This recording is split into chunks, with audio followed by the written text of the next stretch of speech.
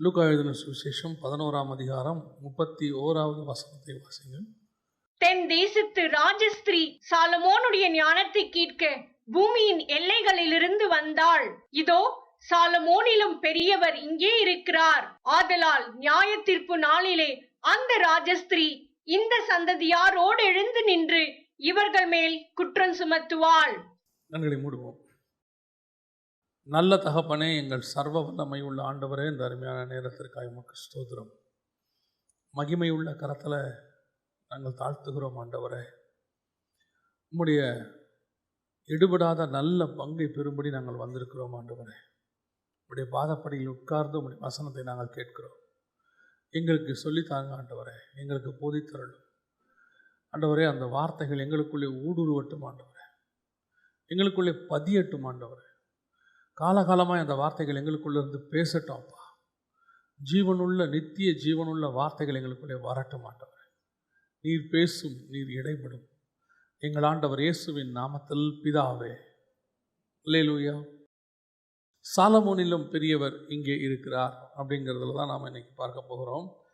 அந்த லூக்கா 11:31 தென் தேசத்து ராஜஸ்திரீ சாலமோனுடைய ஞானத்தை கேட்க வந்தாள். சாலமோனிலும் பெரியவர் இங்கே இருக்கிறார் அப்படின்னு. சாலமோனிலும் பெரியவர் இயேசு கிறிஸ்து என்பதற்கு சில காரியங்களை நாம் இன்னைக்கு பார்க்க போகிறோம். எப்படி இயேசு சாலமோனிலும் பெரியவர் அப்படின்னு சொல்லி பொதுவாக நமக்கு தெரிந்த சில காரியங்கள்லாம் இருக்குது. நம்ம அதுக்குள்ளே போக வேண்டாம். வேதத்தில் இயேசு கிறிஸ்துவை சாலமோனுக்கு ஒப்பிட வேண்டிய சில மிக முக்கியமான காரியங்கள் இருக்கிறது. நாம் இதை கொஞ்சம் வேறு விதமாக பார்க்க போகிறோம். எப்படின்னு கேட்டிங்கன்னா, இயேசு கிறிஸ்துவினுடைய அழைப்பை குறித்து நம்ம எல்லாருக்கும் தெரியும். எபிரேயர் நிருபத்தில் இயேசுடைய அழைப்பை குறித்து சொல்லப்பட்டிருக்கிறது. 7ஆம் அதிகாரத்தில் இயேசு மெல்கிசேதேக்கின் முறைமையின்படி அழைக்கப்பட்டிருக்கிறார் அப்படின்னு சொல்லி நம்ம பார்க்குறோம். 7ஆம் அதிகாரத்தில் 15வது வசனத்தில் எபிரேயர் நிருபத்தில், அல்லாமலும் மெல்கிசேதேக்குக்கு ஒப்பாய் வேறொரு ஆசாரியர் எழும்புகிறார் என்று சொல்லியிருப்பதினால் மேற் சொல்லியது மிகவும் பிரசித்தமாய் விளங்குகிறது. 17வது வசனம், நீர் மெல்கிசேதேக்கின் முறைமையின்படி என்றென்றைக்கும் ஆசாரியராய் இருக்கிறீர் என்று சொல்லிய சாட்சிக்கு தக்கதாக அழியாத ஜீவனுக்குரிய வல்லமையின்படியே ஆசாரியரானார். இந்த மெல்கிசேதேக்கின் முறைமையின்படி அப்படின்னு நம்ம சொல்கிறோம் இல்லையா? இதில் சாலமோனுக்கும் இயேசு கிறிஸ்துவுக்கும் என்ன சம்பந்தம் அப்படின்னு பார்த்தீங்கன்னு சொன்னால், ஆதியாகமத்தின் புஸ்தகத்தில் 14ஆம் அதிகாரத்தில் ஆபிரகாமை சந்திக்கும்படி மெல்கிசேதேக்கு வருகிறார். இந்த மெல்கிசேதேக்கை குறித்து அங்கே வசனம் என்ன சொல்லுகிறது? அவர் சாலேமின் ராஜாவாகிய மெல்கிசேதேக்கு அப்படின்னு இருக்குது. அதற்கு விளக்கம் என்ன அப்படின்னு கேட்டிங்கன்னு சொன்னால், 7ஆம் அதிகாரம் எபிரேயர் நிருபம் 2வது வசனத்தில், இவனுக்கு ஆபிரகாம் எல்லாவற்றிலும் தசமபாகம் கொடுத்தான். இவனுடைய முதற் பேராகிய மெல்கிசேதேக்கு என்பதற்கு நீதியின் ராஜா என்றும், பின்பு சாலேமின் ராஜா என்பதற்கு சமாதானத்தின் ராஜா என்றும் அர்த்தமாம் அப்படின்னு இருக்கு. இந்த நீதியின் ராஜா, சமாதானத்தின் ராஜா, இந்த ரெண்டும் சேர்ந்தது தான் மெல்கிசேதேக்கு. இதனுடைய நிழலாட்டமாக பழைய ஏற்பாட்டில் நீதியின் ராஜாவாக, சமாதானத்தின் ராஜாவாக 2 பேர் இருந்தார்கள். ஒன்று நீதியின் ராஜாவாக தாவீது இருந்தார், சமாதானத்தின் ராஜாவாக சாலமோன் இருந்தார். இவங்க 2 பேரும் சேர்ந்தது தான் மெல்கிசேதேக்கின் முறைமை. இவங்க 2 பேருமே ராஜாவாக இருப்பாங்க, 2 பேருமே ஆசாரியராக இருப்பாங்க. இப்போ தாவீது ராஜ்யபாரத்தினுடைய எல்லாத்தையும் செஞ்சு முடிச்சிருவார். ஐப்ராத் நதிக்கரை வரைக்கும் அவர் ஆளுகை செய்து முடித்துருவார். ஆனால் சாலமோன் தான் அந்த இடத்துல ஆசாரிய தேவாலயத்துக்கான பணியெல்லாம் செய்வார். அவர் தான் அதை செஞ்சு முடிப்பார். தாவீது, சாலமோன் யுத்தம் பண்ணி பல இடங்களை பிடிச்சான், ரத்தம் சிந்தினான், எதுவுமே இருக்காது. சாலமோன் காலத்தில் தேசம் எப்படி இருந்தது? சமாதானமாக இருந்தது, சமாதானத்தின் ராஜா. ஆனால் தாவீது தான் நீதியின் ராஜா. இந்த ரெண்டும் சேர்ந்தது தான் மெல்கிசேதேக்கின் முறைமை. இது ரெண்டையும் சேர்த்து செய்யறதுக்கு தான் இயேசு வந்தார். இப்போ இயேசு ஆசாரியனாக வேலையை முடிச்சிட்டாரு. அடுத்து சமாதானமாக 1000 வருடம் அரசாட்சி செய்ய போகிறார். அதுதான் சாலமோன் செய்ததுக்கான அடையாளம். ஸோ இப்போது சாலமோனிலும் பெரியவர் இங்கே இருக்கிறார் அப்படின்னு இருக்கு. இப்போ சாலமோனிலும் பெரியவர் இருக்கிறார் அப்படின்னா, தாவீதை பார்க்கிலும் இயேசு தாவீதின் சிங்காசனத்தில் உட்காருவார். தாவீதின் திறவுகோலை உடையவர் சொல்லுகிறதாவது, தாவீதின் வேராய் இருக்கிறவர், இப்படியெல்லாம் இருக்கு நமக்கு. இவர் எப்படி சாலமோனிலும் பெரியவர், அதான் நமக்கு ரொம்ப முக்கியம். தாவீதோடைய சிங்காசனத்தில் போகும்போது தாவீதிலும் பெரியவர். ஆனால் ஏன்னா ஒரு இடத்துல ஆண்டவர் என்ன சொல்லிட்டாரு, தாவீது தேவனை பார்த்து என் ஆண்டவனேன்னு சொல்லும் போது நீங்கள் எப்படி அவரை தாவீதின் குமாரன்னு சொல்கிறீங்க, நான் தாவீதுக்கும் தேவன் அப்படிங்கிறத ஆண்டவர் ப்ரூஃப் பண்ணிடுறார். அதே வேளையில் சாலமோனை குறித்து சொல்லும்போது சாலமோனிலும் பெரியவர் அப்படிங்கிறத ப்ரூஃப் பண்ணுறார். இதான் ரொம்ப முக்கியம். இப்போ நாம் நம்முடைய தேவன் இயேசு கிறிஸ்து எப்படி சாலமோனிலும் பெரியவராய் இருக்கிறார் அப்படின்னு கேட்டு நம்ம சில காரியங்களை பார்க்க போகிறோம். முதலாவது நம்ம பார்த்தோம், சமாதானத்தின் ராஜாவாக அவர் ஆளுகை செய்ய போகிறார். சாலமோன் ஆளுகை செய்ததை விட அவர் பெரியவராக இருந்து ஆளுகை செய்வார். சாலமோனுடைய ராஜ்யபாரத்தினுடைய வீழ்ச்சி நம்ம எல்லாருக்கும் தெரியும். ராஜ்யபாரம் என்னவா இருந்தது? வீழ்ச்சி அடைந்தது. சாலமோனுக்கு பிறகு ராஜ்யபாரம் 2ஆக பிரிந்தது. காரணம், சாலமோனுடைய ராஜ்யபாரத்தில் கடைசி விக்கிரகாராதனை வந்துவிட்டது. ஆனால் இயேசு கிறிஸ்துவினுடைய அரசாட்சி, 1000 வருஷ அரசாட்சியினுடைய முடிவு சக்ஸஸ்ஃபுல்லாக இருக்கும். நியாய தீர்ப்புக்கு பிறகு நித்தியம் வரப்போகிறது. இப்படி எல்லா விதத்திலும் சாலமோன் அவர் பெரியவாக இருக்கிறார். ஆனால் வேதத்தை பொறுத்த வரைக்கும் ஒரு சில காரியங்களை நாம் இன்னைக்கு பார்க்க போகிறோம். அந்த மத்தேயு எழுதின சுவிசேஷம் 12ஆம் அதிகாரம் 42வது வசனத்தை வாசிங்க. மத்தேயு 12:42 வாசிங்கள். தென் தேசத்து ராஜஸ்திரீ பூமியின் எல்லைகளிலிருந்து சாலமோனுடைய ஞானத்தை கேட்க வந்தாள். இதோ சாலமோனிலும் பெரியவர் இங்கே இருக்கிறார். அப்போ எதை வச்சு இந்த இடத்துல சாலமோனிலும் அவர் பெரியவர் அப்படின்னு சொல்றாரு அப்படின்னு பார்த்தீங்கன்னு சொன்னா, முதலாவது சாலமோனுடைய ஞானம். நம்ம எல்லாருக்கும் தெரிஞ்ச விஷயம், சாலமோன்கிட்ட எது ஸ்பெஷாலிட்டி? ஞானம் தான் ஸ்பெஷல். சாலமோனுடைய ஞானம் எப்படிப்பட்ட ஸ்பெஷல் அப்படிங்கிறதுக்கு சில எக்ஸாம்பிள் பைபிளில் இருக்குது. சரியா? ஒரு வசனம் வாசிங்க. 1 ராஜாக்களின் புஸ்தகம் 4ஆம் அதிகாரம் 30வது வசனத்தை வாசிங்க. 1 ராஜாக்களின் புஸ்தகம் 4ஆம் அதிகாரம் 30வது வசனம். சகல கிழக்கத்திய புத்திரரின் ஞானத்திலும் எகிப்தின் சகல ஞானத்தை பார்க்கிலும் சாலமோனுடைய ஞானம் சிறந்ததாக இருந்தது. சகல கிழக்கத்திய புத்திரரின் ஞானத்தை பார்க்கிலும். இந்த கிழக்கத்திய புத்திரர் அப்படிங்கிறது ரொம்ப இம்பார்ட்டன்ட் பைபிளில். ஏன்னா முதல்ல காயின் போய் ஊரை கட்டினது எங்கே? நகரத்தை கட்டினது கிழக்கு பக்கம்தான். அதற்கு பிறகு கிழக்கத்திய புத்திரர்கள் உருவாகி வராங்க. இந்த ஆண்டவரே ஒரு இடத்துல சொல்கிறாரு, ஒளியின் பிள்ளைகளை பார்க்கிலும் பிரபஞ்சத்தின் பிள்ளைகள் அதிக ஞானமாக இருப்பார்கள் அப்படின்னு சொல்கிறார். அப்போ அந்த கிழக்கத்திய புத்திரர் யார் அப்படின்னு சொன்னால் நம்ம அந்த ஆராய்ச்சிக்குள்ளே போக வேண்டாம். அது அந்த ஆராய்ச்சி நிறையா இருக்குது. Eastern side, eastern kings, eastern sons, இப்படி நிறையா இருக்குது. யாரெல்லாம் அங்கே இருக்கிறாங்க அப்படின்னு சொல்லி அதில் நீங்கள் பார்த்தீங்கன்னு சொன்னால் நம்ம சைடெலாம் சேரும். பெர்ஷியா, ஈரான், இப்போ இந்தியா, இந்த மாதிரி சைடெலாம் கிழக்கு சைடுன்னு இருக்குது. அப்போ அந்த கிழக்கத்திய புத்திரர் ஞானம் எந்த அளவுக்கு பைபிளில் இருந்துச்சு அப்படின்னு பார்த்தீங்கன்னா, யோபு பற்றி வசனம் சொல்லுது, சகல கிழக்கத்திய புத்திரரை பார்க்கிலும் அவன் எப்படி இருந்தான்? ஞானம் உள்ளவனாக இருந்தான். உத்தமனும் சன்மார்க்கரும் நீதிமான் ஒருவனும் அவனை போல் இல்லை. அவன் குடியிருந்தது எங்கே அப்படின்னு சொல்லி நீங்கள் பார்த்தீங்கன்னு சொன்னால் கிழக்கு பக்கம் அப்படின்னு நம்ம வாசிக்கிறோம். யோபுவின் புஸ்தகம் 1ஆம் அதிகாரத்தில் 3வது வசனம். அவனுக்கு 7000 ஆடுகளும் 3000 ஒட்டகங்களும் 500 ஏர் மாடுகளும் 500 கழுதைகளும் ஆகிய மிருக ஜீவன்கள் இருந்ததும் அன்றி திரளான பணிவிடைக்காரரும் இருந்தார்கள். அதனால் அந்த மனுஷன் கிழக்கத்தி புத்திரர் எல்லாரிலும் பெரியவனாயிருந்தான். உங்களுக்கு தெரியும் நினைக்கிறேன், யோபு புக்கு தான் பயங்கரமான சயின்டிஃபிக் புக்கு. சயின்ஸ் அதிகமாக பேசுகிற புக்கு எதுன்னு கேட்டால் பைபிளில் யோபு தான் அதிகமாக சயின்ஸ் பேசுகிற புக்கு. யோபு எங்கே குடியிருந்தார்னு பார்த்தீங்கன்னா, கிழக்கத்தி புத்திரரிலும் அவர் அதிக பெரியவனாக இருந்தார். எல்லாரை பார்க்கிலும் பெரியவனாக இருந்தார். அப்போது பெரியவன் என்பதற்கு இன்னொரு அர்த்தம் என்ன அப்படின்னு கேட்டிங்கன்னா, வெறும் ஆஸ்தி சம்பாத்தியம் 7000 மாடு 8 இது மட்டும் வச்சுக்கிட்டு இல்லை. யோபு பேசுகிற ஒவ்வொரு விஷயத்தையும் நீங்கள் எடுத்து பார்த்தீங்கன்னா பயங்கர சயின்ஸ் இருக்கும். இன்றைக்கி நம்ம சேட்டிலைட்டை வச்சு பேச வேண்டியது எல்லாத்தையும் அவர் என்ன செஞ்சுக்கிட்டு இருப்பார்? இன்றைக்கி ஒன்றுமே இல்லாமல் கீழே உட்காந்து பேசிக்கிட்டே இருப்பார். அதாவது மேகங்களுக்கு நடுவில் நீ போய் பார்த்தாயோ, மிருஷ நட்சத்திரத்தை குறித்து பார்த்தாயோ, இப்படி எல்லாத்தையும் ஒவ்வொன்றா எடுத்து பேசிக்கிட்டே இருப்பார். நீங்கள் பார்த்தீங்கன்னு சொன்னால் அது மட்டும் இல்லை, கடலுக்குள்ளே இருக்கிறத பற்றி பேசுவார், வானத்துக்குள்ளே இருக்கிறத பற்றி பேசுவார், ஸ்பிரிச்சுவலாக பேசுவார், பயங்கர ஞானமாக இருக்கும். யோபு எங்கே இருந்தார்னா கிழக்கத்தி புத்திரர். நமக்கு தெரியறதுக்காக சொல்கிறேன். அப்போனா அவங்களுடைய ஞானம் எப்பேற்பட்டதாக இருக்குதுன்னு அவங்களுக்கு சொல்கிறேன். அடுத்து நீங்கள் பாருங்கள், இயேசுவை சந்திக்க வானசாஸ்திரிகள் புறப்பட்டு வந்தாங்க. இந்த வானசாஸ்திரிகள் எங்கேருந்து வந்தாங்க? கிழக்கிலிருந்து புறப்பட்டு வந்தார்கள்.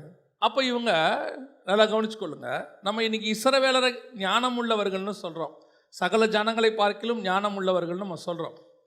ஆனால் இஸ்ரவேல் புத்திரர் தங்களுக்கு ராஜா பிறந்திருக்கிறார் என்பதை கண்டுபிடிக்க முடியாமல் இருந்தாங்க. தங்க தேசத்தில் ராஜா பிறந்திருக்கிறாருங்கிறத கண்டுபிடிக்க முடியாமல் இருந்தாங்க. கையில் வேதத்தை வச்சுருந்தாங்க, ராஜா இருக்கிறாரு. ஆனால் கிழக்கத்திலிருந்து ஒரு வானசாஸ்திரிகள் வர வேண்டி இருக்குது. அவர்கள் வந்து சொன்ன பிறகுதான் ஏரோதே என்ன செஞ்சு பார்க்குறாரு, ரிசர்ச் பண்ணி பார்க்குறாரு. ஆமாம், அப்போல்லாம் சொல்கிறான், கரெக்டு, இங்கே தான் பிறப்பாரு அப்படின்னு சொல்கிறாங்க. இப்போது இஸ்ரவேலர்களுக்கே அதை தெரியப்படுத்த வேண்டிய பொறுப்பு யார் தான் இருந்தது? கிழக்கத்திய புத்திரராக இருக்குது. இஸ்ரவேலுடைய ஞானம் குறைவிட நாம் சொல்லவில்லை, மதிப்பை குறைப்பிடுற அர்த்தம் அல்ல, யூதருடைய ஞானத்தை குறைவாக மதிப்பிடுற அர்த்தம் இல்லை. கிழக்கத்திய புத்திரரை பார்க்கிலும் சாலமோன் ஞானமாக இருந்தால் ஆண்டவர் கம்பேர் பண்ணுறாருன்னா, அப்போ கிழக்கத்திய புத்திரர்கள் எப்பேற்பட்டவர்களாக இருந்தார்கள்? ஈஸ்டர்ன் சைட் மக்கள். அந்த மக்களை பார்க்கிலும், இவ்வளவு ஞானம் உள்ள மக்களை பார்க்கிலும் சாலமோன் எப்படி இருந்தான்? பெரியவனாக இருந்தான். ஆனால் உங்களோடும் என்னோடும் இருக்கிறவர் அவனிலும் பெரியவர் நம்மோடு கூட இருக்கிறார். அல்லேலூயா. இந்த ஞானத்தை குறித்து பார்க்கும் பொழுது நாம் என்ன நினைக்கிறோம்? இன்றைக்கும் நம்ம எல்லாருக்கும் ஒரு இன்ஃபீரியாரிட்டி காம்ப்ளெக்ஸ் நான் சொல்வேன். அதை இஸ்ரவேலர்கள் அதிக ஞானம் உள்ளவர்கள், பூமியில் இருக்கிறதுல யூதர்கள் ஞானம் உள்ளவர்கள். அவர்கள் உண்மையிலேயே ஞானம் உள்ளவர்களாக இருப்பார்களானால் ஏன் இயேசு கிறிஸ்துவை தெரிந்து கொள்ளாமல் போனார்கள்? தங்களுக்கு வந்த மேசியாவை ஏன் தெரிந்து கொள்ளாமல் போனார்கள்? எழுதி கொடுத்த மேசியாவை ஏன் தெரிந்து கொள்ளாமல் போனார்கள்? வசனம் சொல்லுது, வேத வாக்கியங்களை ஆராய்ந்து பாருங்கள், அவைகள் என்னை குறித்து சாட்சி கொடுக்கிறது. ஆண்டவர் அவங்களுக்கு 2000 வருஷமாக எழுதி கொடுத்தார். ஆனாலும் அவர்களுடைய ஞானம் எப்பேற்பட்டதாக இருந்தது? இன்னைய வரைக்கும் இஸ்ரவேலுடைய ஞானம் உலக பிரகாரமாக அதிதீதமாக இருக்கிறது. அதிலலாம் எந்த மாற்று கருத்தும் இல்லை. நம்மளும் இப்போ அவங்கள எதை வச்சு தான் கம்பேர் பண்ணுறோம்? அதை வச்சு தான் கம்பேர் பண்ணுறோம். நம்மளையே நம்ம மட்டுப்படுத்தி கொள்கிறோம். சில நேரங்கள்லாம் சொல்கிறோம், நான் யாரையும் மட்டுப்படுத்தவும் இல்லை, யாரையும் உயர்வாக சொல்லவும் இல்லை, நமக்கூட இருக்கிறவரை பற்றி நான் உங்களுக்கு சொல்கிறேன், அவ்வளோதான். இப்போ நமக்கூட இருக்கிறவர் எப்பேற்பட்டவர்? வசனம் சொல்லுது, ரோமர் 16:27 வாசிங்க. ரோமருக்கு நிருபம் 16ஆம் அதிகாரம் 27வது வசனம் வாசிங்க. தாம் ஒருவரே ஞானமுள்ளவராய் இருக்கிற தேவனுக்கு, தாம் ஒருவரே ஞானம் உள்ளவர், அவர் தான் ஞானத்தினுடைய, அவர் ஒருத்தர் தான் ஞானம். அப்படின்னா என்ன அர்த்தம்? மிச்சதெல்லாம் ஞானம் இல்லையானா எது ஞானம்னு நமக்கு தெரியணும். முதல்ல நம்ம எதை ஞானமாக நினைக்கிறோம்? பொதுவாக நமக்கு நாம இன்ஃபீரியாரிட்டி காம்ப்ளெக்ஸ். நம்ம பசங்களை சொல்லும் போதே, அந்த பசங்களை பாரு, வெறும் தயிர் சாதம் சாப்பிட்டு எப்படி இருக்கு பாரு, நீயும் நல்லா முழுங்கிட்டு நல்லா தின்னுபிட்டு ஒரு 70 மார்க்குக்கு மேலே தாண்ட மாட்டேங்கிற, அது வெறும் ஊறுகாயும் தயிர் சாதமும் சாம்பார் சாதமாக சாப்பிட்டு எப்படி ஞானமாக இருக்குது? இப்போ நம்ம மைண்ட்லேயே எது இருக்குது? அதான் ஞானம்னு இருக்குது. ஆனால் பைபிள் எதை ஞானம்னு சொல்லுது? எது உண்மையிலேயே ஞானம் அப்படின்னு கேட்டிங்கன்னா 2 வகையான ஞானம் இருக்குதா பைபிளில். ஒன்று மனித ஞானம்னு ஒன்று இருக்குது, இன்னொன்று பரத்திலிருந்து வரக்கூடிய ஞானம்னு ஒன்று இருக்குது. வாசிங்க 1 கொரிந்தியர் 2ஆம் அதிகாரம் 13வது வசனத்தை வாசிங்க.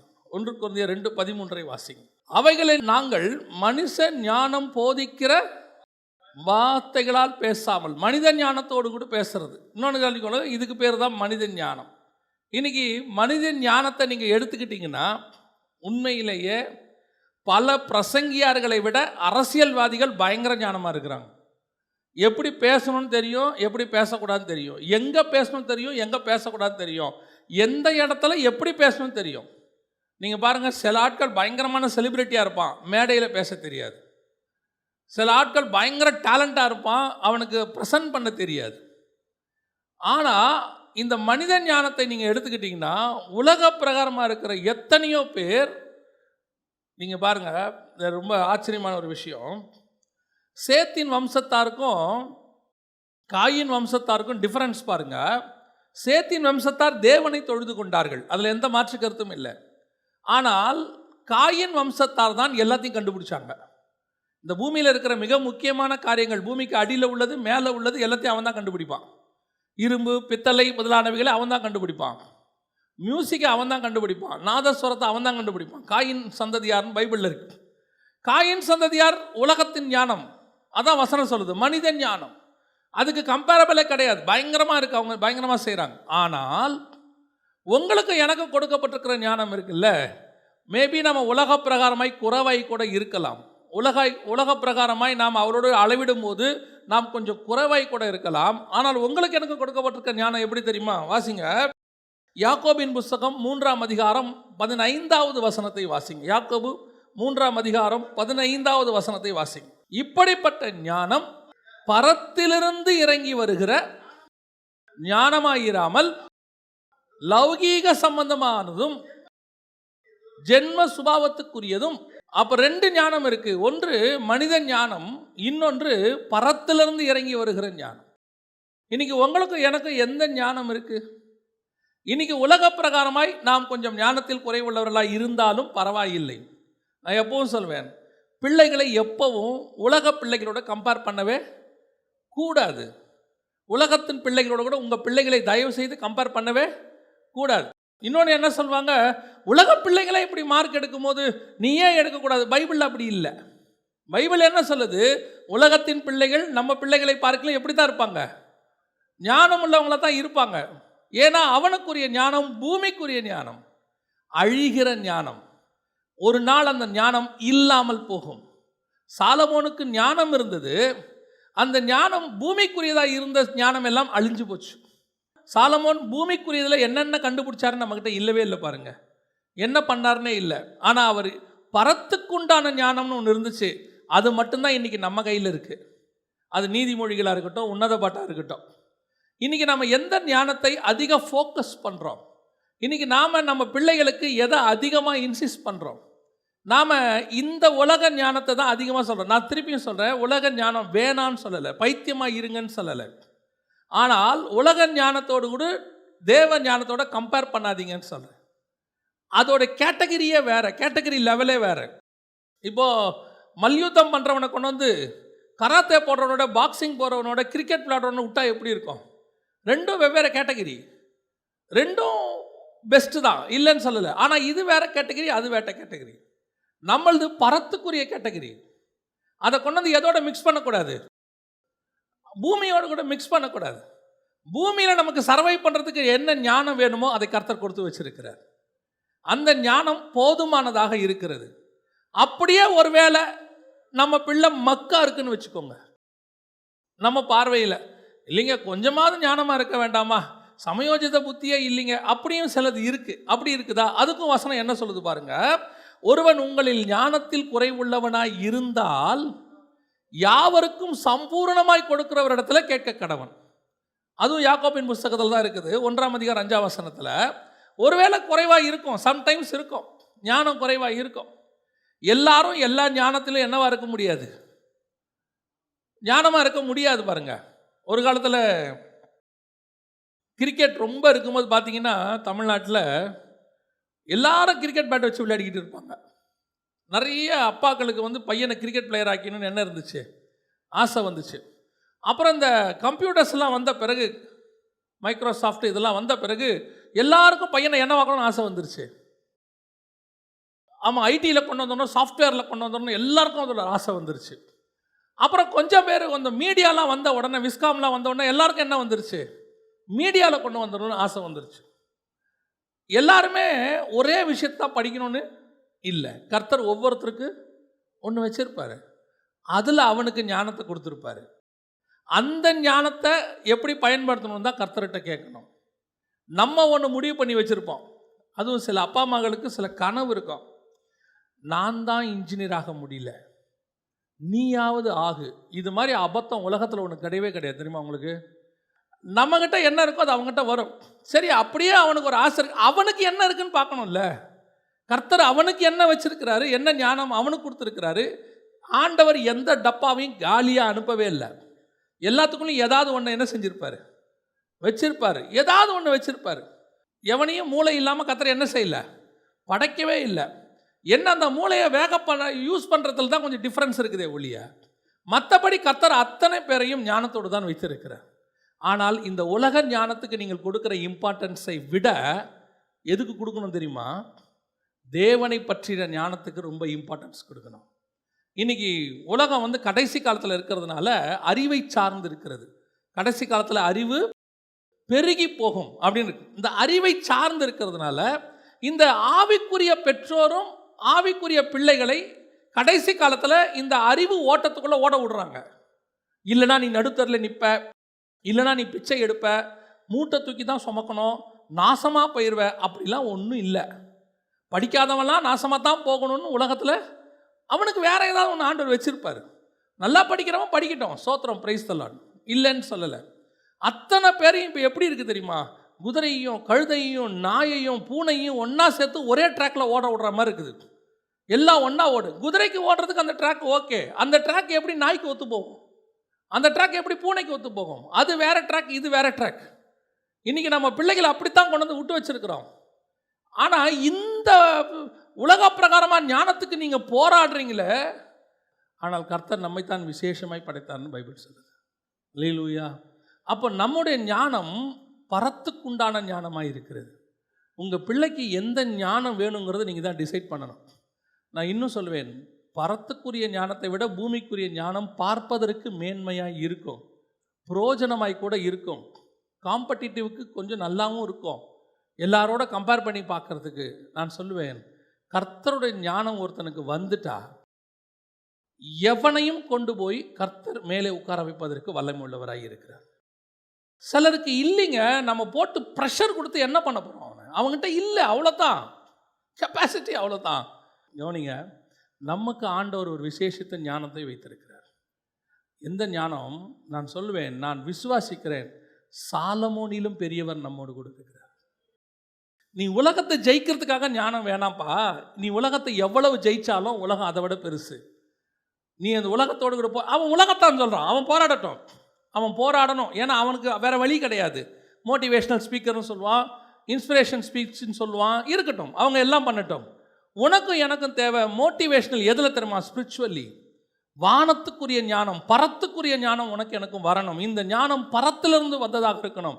தேவனை அறிகிற அறிவுன்னு ஒன்று இருக்குது பார்த்தீங்களா, அதுதான் உண்மையிலேயே பெரிய ஞானம். எல்லாத்தையும் தெரிஞ்சுக்கிட்டு ஒருத்தனுக்கு இயேசுவை தெரியலனா என்ன ஆகும்? எடுத்துக்கங்க, யூதனை எடுத்துக்கங்க. இன்னைக்கு உலகமே அவனுக்கு தெரியுது. அவனுக்கு அப்படியே அவன் நாட்டை சுற்றி முழு பாதுகாப்பு வச்சிருக்கானாமா, இரும்பு டூம் போட்டு எல்லாம் வச்சிருக்கிறானாமா. கொரோனாவில் செத்து போயிட்டான்.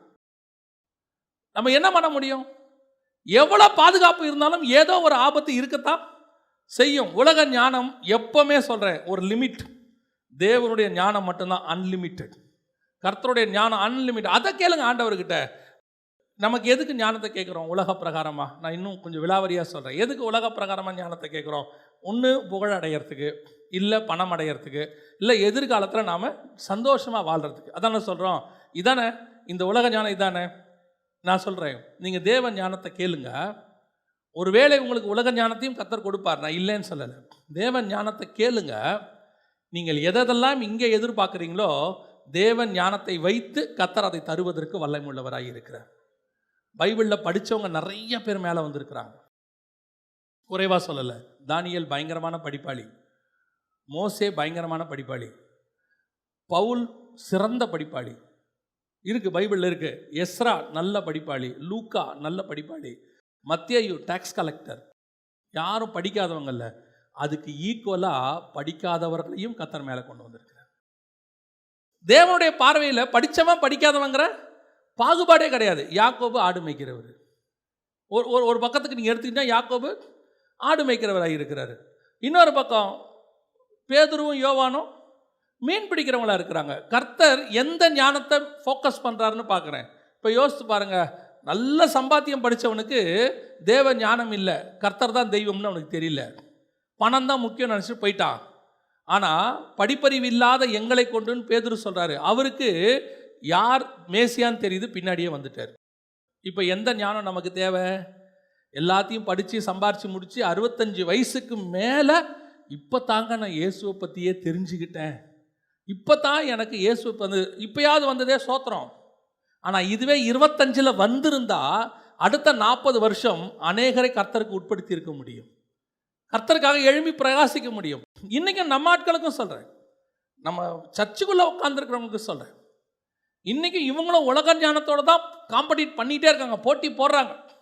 ஒரு காலத்தில் சர்ச்சு எங்கேயோ அது பக்கத்தில் வீடு தேடி வருவாங்க எல்லாரும். ஏன்னா they are giving importance to the spirituality. சர்ச்சுக்கு பக்கமாக இருக்குங்க, ஆராதனைக்கு போகிறதுக்கு எப்படி இருக்குது, ஈஸியாக இருக்குது. இப்போ ஸ்கூல் எங்கேயோ அதுக்கு பக்கத்தில் போகிறான். நான் சொல்கிறது உண்மை. சர்ச்சு தூரமாக இருந்தாலும் பரவாயில்ல, லேட்டாக போனால் கூட பரவாயில்ல, ஸ்கூலுக்கு கரெக்டாக போயிடணும். இப்போ நீ எந்த ஞானத்தை விரும்புகிறப்போ, எதுக்கு ப்ரிஃபரன்ஸ் கொடுக்குறீங்க, எதுக்கு இம்பார்ட்டன்ஸ் கொடுக்குறீங்க? கேட்டால் நீங்கள் என்ன சொல்ல போகிறீங்க? படிக்காட்டி நாளைக்கு எப்படிங்க? சொல்கிறவன் யார் தெரியுமா? படிக்காமல் முன்னேறின ஒருத்தன் சொல்கிறான் என்கிட்ட. அவன் இயேசுவை ஏற்றுக்கொண்ட ஒரே காரணத்தினால உயர்த்தப்பட்டவன். அவன் சொல்கிறான், படிக்காட்டி நாளைக்கு என்னங்க? உன் பிள்ளை படிக்க வேணான்னு சொல்லலை, ஆனால் படிக்காமையே கர்த்தர் உன்னை மேலே கொண்டு உட்கார வச்சிருக்கிறாரு. அப்போ உயர்வுக்கு படிப்பு மட்டும் காரணம் அல்ல, இயேசுதான் காரணம். எவனையும் பிரகாசிக்க கர்த்தரால் முடியும். யங்ஸ்டர்ஸுக்கு சொல்கிறேன், நல்லா படிங்க, உங்களை வேணான்னு சொல்லலை. ஒருவேளை வரலையா, சரி வாப்பா, நீ காலி பெருகாய டப்பாவாக இருக்கிற, உனக்கு ஒன்றும் இல்லை.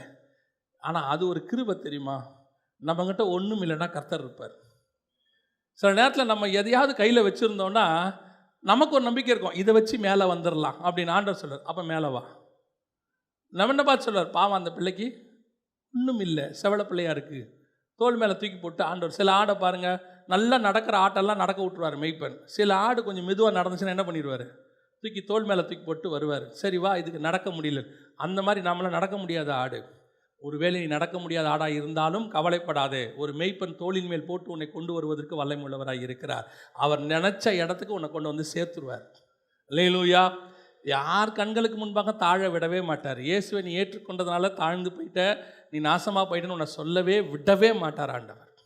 ஒருவேளை உனக்கு என்ன இருக்குதோ அதை வச்சு மேலே கொண்டு வருவார், கொண்டு வந்து மேலே உட்கார வச்சிருவார் ஆண்டவர். அல்லேலூயா. முதலாவது, சாலமோன் ஞானத்தை பார்க்கிலும் பெரிய ஞானம் அவர் நம்மோடு கூட இருக்கிறார். தாம் ஒருவரே ஞானம் உள்ளவர், அவர் நம்ம கூட இருக்கிறார். கவலையே பட வேண்டாம். சில நேரங்களிலே நம்மளால் படித்தா கூட அப்படி ஒரு பதில் சொல்ல முடியாது, அப்படி ஒரு பதில் சொல்ல வைப்பார் ஆண்டவர். அந்த மாதிரி தான் இதெல்லாம் நீங்கள் பார்த்தீங்கன்னு சொன்னால், நம்ம போய் எந்த ஒரு புக்கையும் ஃபிலாசபியோ பிஹெச்டியோ முடிச்சிட்டுலாம் வந்திருக்க மாட்டோம். ஒரு தடவை திடீர்னு ஒரு ஆசை வந்துச்சு. இப்ரேய மொழியும் கிரேக்க மொழியும் ஒரு இடத்துல சொல்லி கொடுக்குறாங்க, போய் கற்றுக்கலான்னு சொல்லி. அப்போ ஃப்ரீயாக இருந்த வேலை இல்லை. சரின்னு போன உடனே அந்த பிரின்சிபல் கேட்டார், இன்டர்வியூக்கு கூப்பிட்டாங்க. போன உடனே வாட் யூ ஆர் டூயிங் அப்படின்னு சொன்னார். நான் சொன்னேன், பேசிக்கலி புட்சர்ன்னு சொன்னேன். அவர் சாதாரணமாக ஒரு கறிக்கடையிலலாம் வேலை செய்கிற ஒரு ஆள் அப்படின்னு சொன்னேன். உடனே அவர் கேட்டார், what is the connection between the butcher and the Bible? கறிக்கடைக்கும் எபிரேய மொழிக்கு நீ என்ன படிக்க போகிற, இப்போ எதுக்கு நீ வந்த அப்படின்னு கேட்டார். திடீர்னு ஆவியானவர் அங்கே ஒரு பதில் சொல்கிறார் பாருங்க, த connection between the fisherman and the Bible அப்படின்னு. மீன்காரனுக்கும் பைபிளுக்கும் என்ன சம்மந்தமோ அதே சம்மந்தம் தான் கறிக்கடைக்காரனுக்கும் பைபிளுக்கும். அடுத்த வார்த்தை அந்த பிரின்சிபல் சொன்னார், நீ ஜாயின் பண்ணிக்கப்பான்னு சொன்னார். இதுக்கு தேவை படிப்பல்ல, பரிசுத்த ஆவியானவர். அவர் தான் ஞானம் உள்ளவர். எந்த இடத்துல என்ன பேசணுங்கிற அதான் வசனம் சொல்லுதில்ல, நீங்கள் பேசுவது என்னதென்று கவலைப்படாதிருங்கள். உங்களுக்கு ஏற்ற நேரத்தில் யார் கொடுப்பா? பரிசுத்த ஆவியானவர் கொடுப்பார். அதே நேரத்தில் உங்களுக்கு நேரம் இருக்கும்போது படிங்க, எவ்வளோ வருமோ அவ்வளோ படிங்க. வராததை பிடிச்சி என்ன செய்ய முடியாது. மாமரத்தை வைக்கிறோம், 10 காய் தான் வருது, டெய்லி குச்சி எடுத்து அடிக்க முடியுமா? ஒரு 20 காய் கொடு, 15ஆவது கொடு. உன்னை கஷ்டப்பட்டு நட்டு இருக்கேன், தண்ணி ஊற்றியிருக்கேன், 18 இந்த மாதம் நீ கண்டிப்பாக கொடுத்தே ஆகணும். அதால் என்ன முடியுமோ அதான் கொடுக்கும். நம்மளையும் அந்த ஆண்டவர் தான் படைச்சிருக்கிறார். நம்மளால் என்ன முடியுமோ அதை அவர் கொடுக்க வைப்பார். அல்லேலூயா. நம்முடைய எக்ஸ்ட்ரீம் லெவல் எடுத்து கர்த்தர் பயன்படுத்துவார். திருப்பியும் சொல்கிறேன், நான் நெகட்டிவாக பேசுகிறேன்னு நினச்சிடாதீங்க, நீ எல்லாம் படிக்காத அப்படி இல்லை. ஒவ்வொருத்தருக்கும் கர்த்தர் ஒன்று கொடுத்துருக்கிறார். எதில் கர்த்தர் கொண்டு வரணுமோ அதில் கொண்டு வருவார், அதில் ஞானம் கொடுப்பார். நீங்கள் எதிர்பார்க்குறதில் அது இருக்காது, கர்த்தர் கொடுக்குறதில் அதில் இருக்கும். அல்லேலூயா. 2வது, சாலமோனிலும் பெரியவர் இங்கே இருக்கிறார். எதில் சாலமோன் பெரியவன்? வாசிங்க, லூக்கா 12:27 வாசிங்க. காட்டு புஷ்பங்கள் எப்படி வளர்கிறதென்று கவனித்து பாருங்கள், அவைகள் உழைக்கிறதும் இல்லை நூற்கிறதும் இல்லை என்றாலும் சாலமோன் முதலாய் தன் சர்வ மகிமையிலும் அவைகளில் ஒன்றை போலாகிலும் உடுத்தி இருந்ததில்லை என்று உங்களுக்கு சொல்லுகிறேன். உடுத்தி இருந்ததில்லை. சாலமோன் முதலாய். சாலமோனை எதுக்கு கம்பேர் பண்ணுறார் ஆண்டவர்? ட்ரெஸ்ஸிங்க்கு கம்பேர் பண்ணுறார். ட்ரெஸ்ஸிங் பண்ணுறதுல சாலமோன் பயங்கரமான ஆள். நீங்கள் அப்புறமா 1 ராஜாக்கள் புஸ்தகம்லாம் போய் படித்து பாருங்கள். அவருடைய ட்ரெஸ்ஸிங்கே தனியாக இருக்கும். அவருடைய அதாவது சாலமோன் வந்து ஞானத்தில் இருந்தார்னா வெறும் தேவ ஞானத்தில் மட்டும் இல்லை, உலக ஞானத்திலும் இருந்தார். அந்த உலக ஞானத்தை கேட்க தான் ஸ்ரீபாதேஸ்வர ராஜஸ்திரி என்ன செஞ்சாங்க, கடந்து வந்தாங்க. அவங்க மட்டும் வரல, நிறைய பேர் வந்திருக்கிறாங்க. அவுட் ஆஃப் த சிலபஸ் பைபிளை தவிர்த்து சில புக்கில் சாலமோனுடைய ஞானத்தை குறித்து சொல்லப்பட்டிருக்கிறது. உலக பிரகாரமாய் அவர் என்னென்ன விதத்தில் செஞ்சார் அப்படிங்கிறத, கட்டடக்கலையாக இருக்கட்டும். இப்போ பைபிள்லேயே பார்த்தீங்கன்னு சொன்னால் அவர் தேவாலயம் கட்டியிருப்பார், அவருடைய சாலமோன் மண்டபம் கட்டியிருப்பார், அரண்மனை கட்டியிருப்பார். ஒவ்வொன்றும் எப்படி எப்படி கட்டினார்னு அது மட்டும்தான் விளக்கமாக இருக்கும், ரொம்ப ஸ்பெசிஃபிகேஷனாக இருக்கும். அந்த அளவுக்கு ஒவ்வொன்றுத்துலேயும் அவருக்கு ஞானம் ஜாஸ்தி. அதே மாதிரி ட்ரெஸ்ஸிங்லேயும் அவருக்கு என்ன இருக்குது, ஞானம் இருக்குது. சில ஆட்கள் இன்றைக்கும் ட்ரெஸ் பண்ணுறது ரொம்ப என்ன பண்ணுவாங்க, நீட்டாக ட்ரெஸ் பண்ணுவாங்க. சில ஆட்களுக்கு அதை பற்றி எதுவுமே கவலையே இருக்காது, அதை பற்றி யோசிக்கவே மாட்டான். நான் சொல்கிறது ஆடம்பரமாக பண்ணுறது இல்லை, அழகாக பண்ணுறது. என்ன இருக்கோ அதை என்ன செய்வாங்க, நீட்டாக. அது என்ன கேட்டால் அதுக்கும் ஒரு தனியாக என்ன வேணும், ஞானம் வேணும். பயங்கர அந்த ட்ரெஸ்ஸிங்கு மேட்சிங்காக போட்டு அதெல்லாம். இந்த ஆப்பிளோடைய சிஇஓ ஒருத்தர் இருந்தார், செத்து போயிட்டார். அவர் பேர் ஸ்டீவ் ஜாப், இல்லை ஸ்டீவ் ஜாப் இறந்துட்டார். நீங்கள் ஸ்டீவ் ஜாபை பார்த்தீங்கன்னு சொன்னால் எப்பவும் ஒரே ட்ரெஸ் தான் போட்டிருப்பார், ஆல்வேஸ் ஒரே ட்ரெஸ். ஆனால் அந்த மாதிரி அவர்கிட்ட ஒரு 25 செட்டு இருக்கும், ஆனால் ஒரே கலர். அப்போ அவர்கிட்ட கேட்டாங்க, ஏன் நீங்கள் எப்போ பார்த்தாலும் இதே கலரில் ட்ரெஸ் போடுறீங்க, ஒரு மாதிரி பிளாக்கில் போட்டிருப்பார் அவர். ஏன் போட்டிங்கன்னு கேட்டபோது ஸ்டீவ் ஜாப்ஸ் சொன்னார், இந்த காலங்காத்தால் எழுந்திரிச்சு ட்ரெஸ்ஸு செலக்ட் பண்ணுற விஷயம் இருக்குல்ல, இன்றைக்கி என்ன போடலாம், எதோட எதை மேட்சிங்காக போடலான்னு, இது வந்து என்னை டார்ச்சர் பண்ணுது, டெய்லி டென்ஷனாக இருக்குது. யார் சொல்கிறது, ஆப்பிளோடைய ஆள் சொல்கிறாரு, அதை கண்டுபிடிச்சவர் சொல்கிறாரு. அவ்வளோ பெரிய ஞானம் உள்ளவர் சொல்கிறாரு, இந்த ட்ரெஸ்ஸிங் இருக்குல்ல, இது எனக்கு ரொம்ப கஷ்டமாக இருக்குது. அதனால் நான் ஒரு ஆள்கிட்ட சொன்னேன், நார்மலாக டெய்லி போடுற மாதிரி ஒரு ட்ரெஸ்ஸு செலக்ட் பண்ணி கொடு எனக்கு, இதை நான் டெய்லி போடுவேன், இதான் என்னோடய ட்ரெஸ் கோட், அவ்வளோதான். நிறைய பேர் இப்போ அப்படி இருக்கிறாங்களாம்மா. ஏன்னா ட்ரெஸ் செலக்ட் பண்ணுறதுங்கிறது ஒரு பெரிய கலை. எதுக்கு சொல்கிறேன், இந்த ட்ரெஸ்ஸிங் வந்து உண்மையிலே ஒரு பெரிய விஷயந்தான். ஆனால் ஆண்டவர் சொல்கிறாரு, சாலமோனிலும் அவர் உண்டாக்கின ஒரு கலர் ட்ரெஸ்ஸிங் இருக்குல்ல பூக்களுக்கெல்லாம், உண்மையிலேயே அந்த மாதிரி கலர் காம்பினேஷனை வேறு யாருமே கொடுக்க முடியாது. நீங்கள் நேச்சரை எடுத்து பாருங்கள், இயற்கையை, ஆண்டவர் உண்டாக்கின அந்த கலர் காம்பினேஷன்ஸ் அத்தனையுமே நீங்கள் நேராக பண்ணிங்கன்னா நல்லா இருக்காது, ஆனால் அது கர்த்தர் பண்ணால் மட்டும்தான் நல்லாயிருக்கும். ஒரு பச்சையிலேயே எத்தனை பச்சை இருக்குது, மலைக்கு மேலே போய் நின்று பார்த்தோம்னா, அப்படி பார்த்தோம்னா ஒரு பச்சை தான், ஆனால் ஒரு 10 வகையான பச்சை இருக்குது. லைட் பச்சையில் டார்க், ஒவ்வொரு டிஃப்ரெண்ட்டாக அழகாக படைச்சிருக்கிறார். ஆனால் இந்த சாலமோனுடைய வஸ்திரத்தை பார்க்கிலும் பெரியவர் ஒருவர் இருக்கிறார். யார் தெரியுமா? வாசிங்க, எசேக்கியேல் 16:8 வாசிங்க. நான் உன் அருகே கடந்து போன போது உன்னை பார்த்தேன், இதோ உன் காலம் பருவ காலமாயிருந்தது, அப்பொழுது என் வஸ்திரத்தை உன்மேல் விரித்து. என் வஸ்திரத்தை உன்மேல். போதும். சாலமோனுடைய வஸ்திரத்துக்கும் இந்த வஸ்திரத்துக்கும் என்ன வித்தியாசம்னா, சாலமோனுடைய வஸ்திரம் அழகாக இருக்கும், சாலமோனுடைய வஸ்திரம் கவர்ச்சியாக இருக்கும், பார்க்குறவங்க பிரமிக்கிறதக்கதாக இருக்கும். ஆனால் சாலமோனிலும் பெரியவர் ஒருத்தர் இருக்கிறாரு, இவருடைய வஸ்திரம் எப்படி தெரியுமா? இவர் வஸ்திரம் அழகாக இருந்துச்சு, பிரமிக்கத்தக்கதாக இருந்துச்சு, எதுவும் இல்லை. அந்த வஸ்திரம் என்னை காப்பாற்றக்கூடியதாக இருந்துச்சு. அதுதான் ரட்சிப்பின் வஸ்திரம். சாலமோனுடைய வஸ்திரம் அவனுடைய பாவத்தை மன்னிக்கிறதுக்கு அல்லது அவனுடைய பாவத்தை மறைக்கிறதுக்கு, நிர்வாணத்தை மறைக்கிறதுக்கு. ஆனால் இங்கே ஒருத்தர் இருக்கிறாரு, இவர் வஸ்திரம் எப்படிப்பட்டது தெரியுமா? என் நிர்வாணத்தை மறைப்பதற்கு. கீழே இருக்கும், நான் நிர்வாணத்தை மறைக்கிறதுக்குன்னு இருக்கும் அந்த வசனத்தில். உன் நிர்வாணத்தை நான் மூடினேன், இதான் கர்த்தருடைய வஸ்திரம்.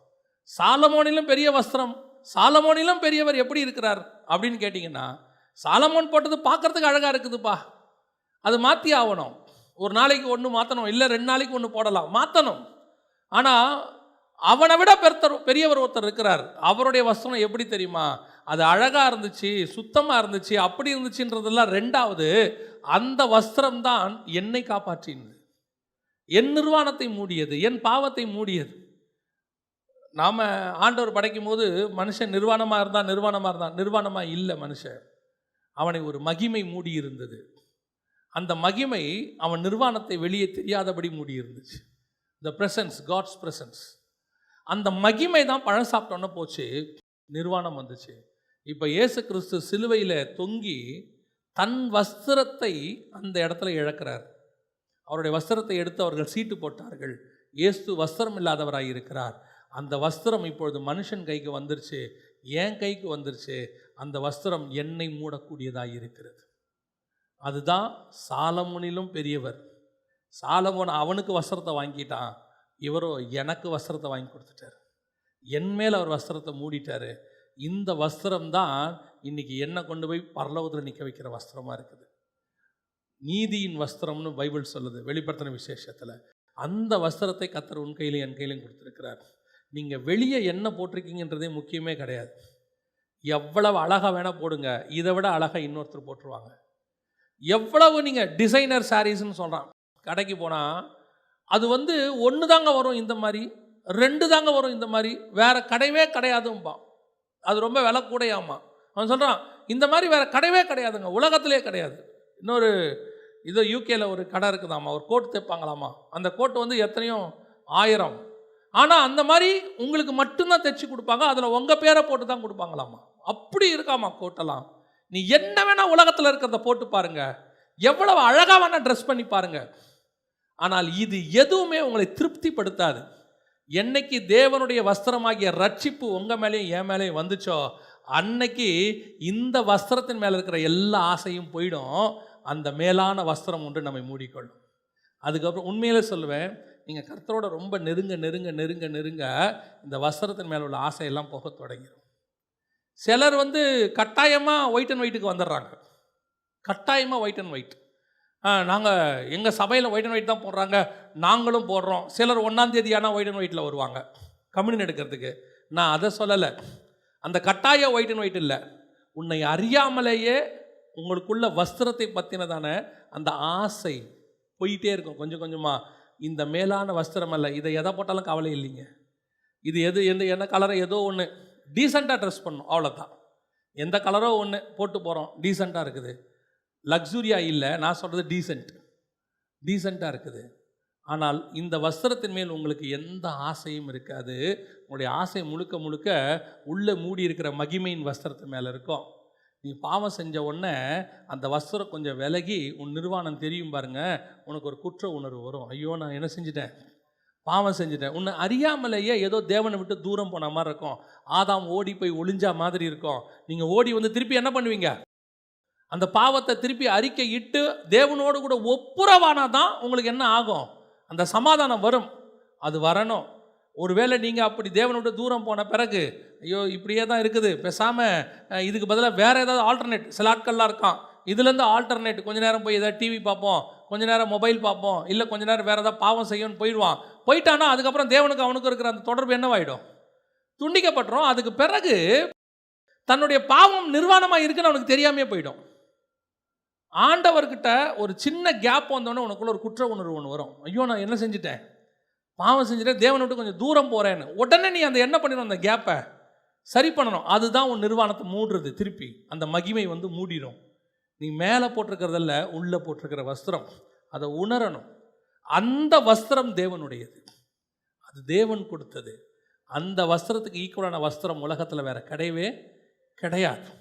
அது கொஞ்சம் கூட விலகக்கூடாது, கொஞ்சம் கூட அது நம்மளுடைய நிர்வாணம் வெளியே தெரியக்கூடாது. முழுவதுமாய் உன்னை அந்த வஸ்திரம் மாற்றும். அந்த வஸ்திரம் தான் அவர் சொல்கிறாரு, என் வஸ்திரத்தை நான் உன்மேல் போட்டேன், நீ நிர்வாணமாக இருந்தாய், என் வஸ்திரத்தை உன்மேல் போட்டேன். அதான் இயேசு சிலுவையில் போட்டது. எடுத்து தன்னுடைய வஸ்திரத்தை நம்ம மேலே போட்டார். இப்போ இயேசு வஸ்திரம் இல்லாதவராக இருந்தார், மீண்டும் அவர் மகிமையின் வஸ்திரத்துக்கு அவர் வந்துட்டார். இப்போ நம்மையும் அதே மகிமையின் வஸ்திரத்துக்கு கொண்டாந்துட்டார். இப்போ சாலமோனிலும் வஸ்திரத்தில் பெரியவர் ஒருவர் இருக்கிறார். அவர் நம்மையும் அதே வஸ்திரத்தை போட்டு பாதுகாத்து கொண்டிருக்கிறார். அல்லேலூயா. கடைசியாக வாசிங்கள், மத்தேயு எழுதின சுவிசேஷம் 12ஆம் அதிகாரம் 6வது வசனத்தை வாசிங்க. தேவாலயத்திலும் பெரியவர் இங்கே இருக்கிறார் என்று உங்களுக்கு சொல்லுகிறேன். தேவாலயத்திலும் பெரியவர். இந்த தேவாலயத்தில் எது பெருசு, கட்டினதில் எது இது அப்படின்னு பார்த்தீங்கன்னு சொன்னால் நம்ம எல்லாருக்கும் தெரியும், சாலமோனுடைய தேவாலயம் உண்மையிலேயே பயங்கரமான தேவாலயம். ஏன் அப்படின்னு கேட்டிங்கன்னா, அது பரத்திலிருந்து கொடுக்கப்பட்ட மேப்பு. அதன் அடிப்படையில் தான் 2வது தேவாலயம் செருபாபேல் ஆலயம் கட்டப்பட்டது. அதிலும் சாலமோனுடைய ஆலயத்துக்கு தாவீது எல்லாவற்றையும் என்ன பண்ண வச்சாரு? சவதரித்து வைத்தார், எல்லாத்தையும் ரெடி பண்ணி வச்சார். அதை பார்க்கிலும் சாலமோனும் ரொம்ப விசேஷமாக தி பெஸ்ட்டை எங்கெங்க தீரு ராஜா கிட்டேருந்து வாங்குவார், எங்கெங்கிருந்து வாங்கணுமோ வாங்கி நீட்டாக பண்ணி பக்காவா ஆண்டவரே அந்த தேவாலயத்தின் மேலே என்ன சொல்கிறாருன்னா, என்றென்றும் என்னுடைய கண்கள் இங்கே கவனித்தவைகளுமாக என் செவிகள் கேட்டவைகளுமாக இருக்கும் அப்படின்னு ஆண்டவர் சொல்கிறார். ஸோ அந்த தேவாலயம் உண்மையிலேயே ரொம்ப பெருசு. அந்த தேவாலயத்தை கொள்ளையிட தான் நேபுகாத் நேச்சார் வந்தார். அதுதான் தீக்கிரையாக்கப்பட்டது. அந்த தேவாலயத்தின் மாடலில் தான் 2வது தேவாலயம் செருபாபேல் ஆலயம் கட்டப்பட்டது. ஸோ இதெல்லாம் உண்மை. ஆனால் இயேசு சொல்கிறாரு, தேவாலயத்திலும் பெரியவர் இங்கே இருக்கிறார், சாலமோனிலும் பெரியவர், சாலமோனுடைய ஞானத்திலும் பெரியவர், சாலமோனுடைய வஸ்திரத்திலும் மேலான வஸ்திரத்தை கொண்டவர், இப்போ சாலமோனுடைய தேவாலயத்திலும் மேலான தேவாலயம் உடையவர். இவர்கிட்ட என்ன ஆலயம் இருக்குது? அதான் வசனம் சொல்லுது, இந்த சாலமோனுடைய ஆலயமானது இடிக்கப்பட்டு போய்விட்டது. சாலமோன் ஆலயம் இன்னைக்கு இல்லை, பூமியில் இல்லை, முழுவதுமாக ஆயிடுச்சு. எவ்வளவு ஞானமாக கட்டினதெல்லாம் இல்லாமல் போயிடுச்சு பாருங்க. சில நேரத்தில் சொல்லுவாங்க, பிரமிடு பாருங்க, எவ்வளோ பூமி எதிர்ச்சி என்னென்னமோ உலகத்தில் வந்திருக்குது, எல்லாத்தையும் அது எப்படி நிற்கிது? தாங்கி நிற்கிது. அப்படின்னா எவ்வளோ ஞானமாக கட்டியிருப்பாங்க. அந்த பிரமிடை பற்றினதான நிறைய டாக்குமெண்ட்ரிஸ் இருக்குது. அதை படிக்கும் போதெல்லாம் நிறைய பேருடைய வார்த்தை என்னென்னா, இது எகிப்தியர்கள் கட்டினதாக இருக்க வாய்ப்பில்லை, அதுக்கு ஏனோக்கு கட்டியிருக்கிறாரு, இவர் கட்டியிருக்காரு, இப்படி நிறையா ரூமர்ஸ் இருக்குது. யார் கட்டினாங்கன்னு நமக்கு தெரியாது, ஆனால் அதன் அடிப்படையெல்லாம் வேறு மாதிரி இருக்குது அப்படிம்பாங்க. சில கட்டிடங்கள் அப்படி உலகத்தில் எப்படி இருக்குது? ஞானமாக இருக்குது, இல்லைன்னு சொல்லலை. நல்ல ஞானமாக கட்டப்பட்ட கட்டடங்கள் எத்தனையோ இருக்குது.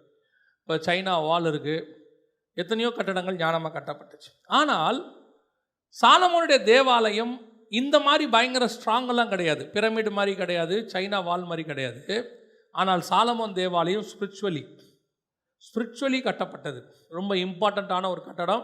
இன்றைக்கும் அந்த ஆலயம் இருந்த இடம்தான் ரொம்ப சென்சிட்டிவான பிளேஸ். இன்றைக்கும் 3ஆம் உலக யுத்தம் வரும்னா அங்கேருந்து தான் வரும்னு எதிர்பார்க்கப்படுகிறது. அந்த அளவுக்கு ரொம்ப முக்கியமான ஒரு பிளேஸாக சாலமோன் தேவாலயம் கட்டின இடம் பார்க்கப்படுது. ஆனால் ஆண்டவர் சொல்கிறாரு, சாலமோனிலும் பெரியவர். இவர் ஒரு காரியத்தை செய்கிறார். என்ன செய்கிறாரு? அவன் கட்டின ஆலயத்தை விட பெரிய ஆலயம் ஒன்றை கர்த்தர் கட்டியிருக்கிறார், ஆண்டவர் கட்டியிருக்கிறார். வாசிங்க, 1 கொரிந்தியர் 3ஆம் அதிகாரம் 16வது வசனத்தை வாசிங்க. 1 கொரிந்தியர் 3ஆம் அதிகாரம் 16வது வசனம். நீங்கள் தேவனுடைய ஆலயமாய் இருக்கிறீர்கள் என்றும் தேவனுடைய ஆவி உங்களில் வாசமாய் இருக்கிறார் என்றும் அறியாதிருக்கிறீர்களோ? நல்லா தெரிஞ்சுக்கொள்ளுங்க, சாலமோன் கட்டின ஆலயத்துக்கும் இயேசு உண்டாக்கி இருக்கிற ஆலயத்துக்கும் டிஃப்ரென்ஸ் இருக்குது. சாலமோன் கட்டின ஆலயத்தில் தேவனுடைய மகிமை இருந்தது, ஷெக்கினா மகிமை மூடியது, ஆசாரியர்கள் ஊழியம் செய்யக்கூடாதபடிக்கு நிறுந்துச்சு. ஆனால் இங்கே அப்படி இல்லை, பரிசுத்த ஆவியே மூடி இருக்கு. இங்கே நாம் எல்லாருமே ஊழியம் செய்யும்படி வச்சிருக்கு. நம்முடைய ஆலயம் நீங்களும் நானும் தான் தேவனுடைய ஆலயமாக இருக்கிறோம். நீங்களும் நானும் சாலமோன் ஆலயத்தை விட மேலான ஆலயம். நான் சொல்கிறது கட்டடத்தை அல்ல, நம்மை சொல்கிறேன். நாம் எப்படிப்பட்டவங்களாம்?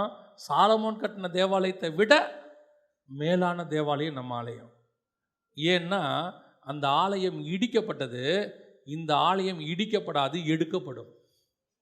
இந்த ஆலயத்தை யாரும் அழிக்கவே முடியாது. அந்த ஆலயத்தில் மகிமை இறங்கும் போயிடும், இறங்கும் ஏறிடும்.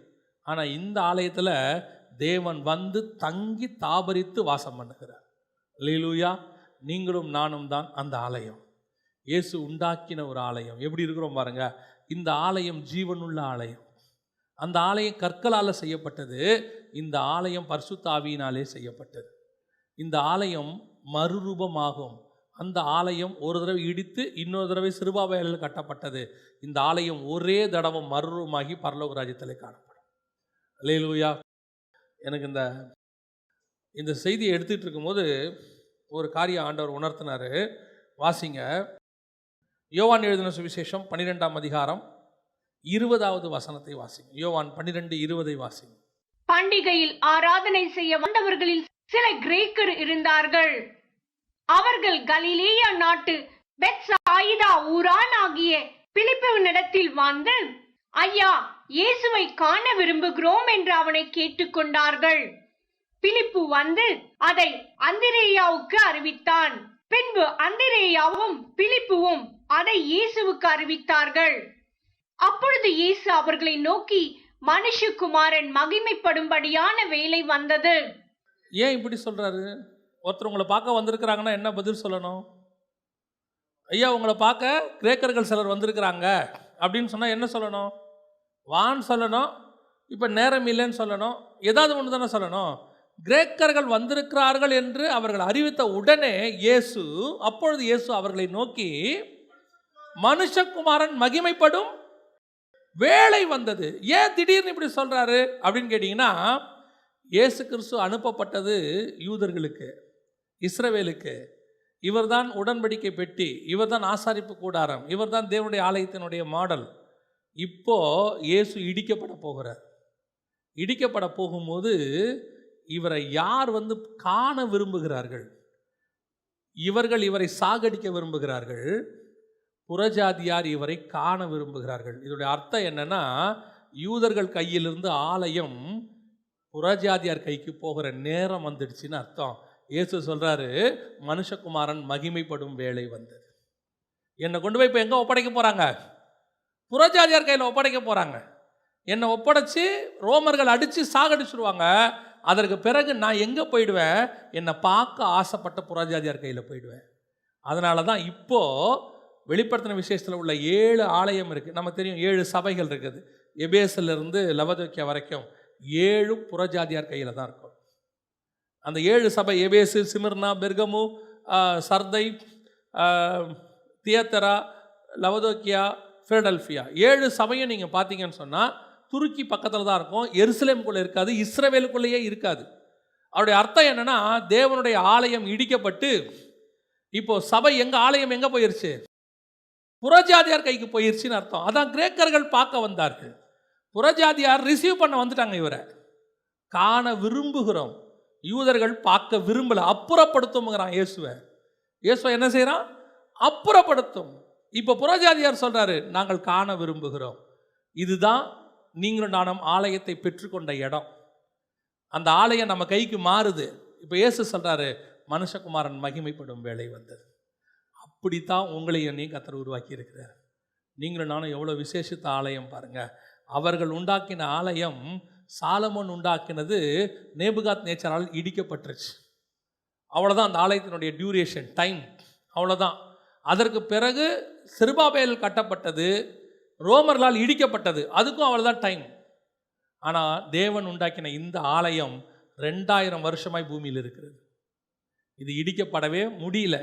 எத்தனையோ ராஜாக்கள் வந்துட்டாங்க.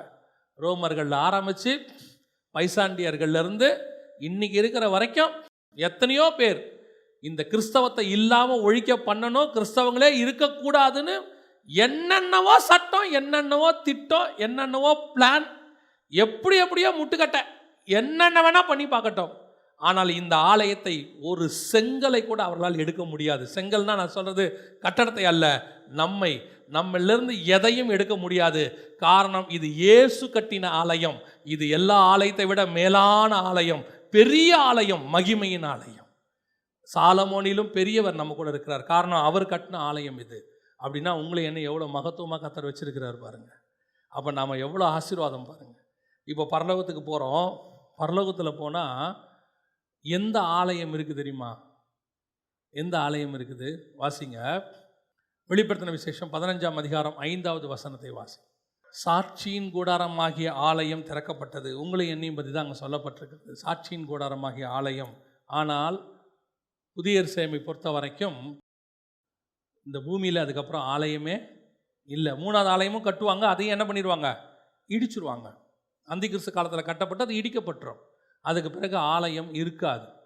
வெளிப்படுத்தின விசேஷம் 21ஆம் அதிகாரத்தில் வாசிக்கிறோம். கடைசியா, அதிலே தேவாலயத்தை நான் காணவில்லை, சர்வ வல்லமை உள்ள தேவனாகிய கர்த்தரும் ஆட்டுக்குட்டி ஆண்டவருமே அதற்கு ஆலயம்.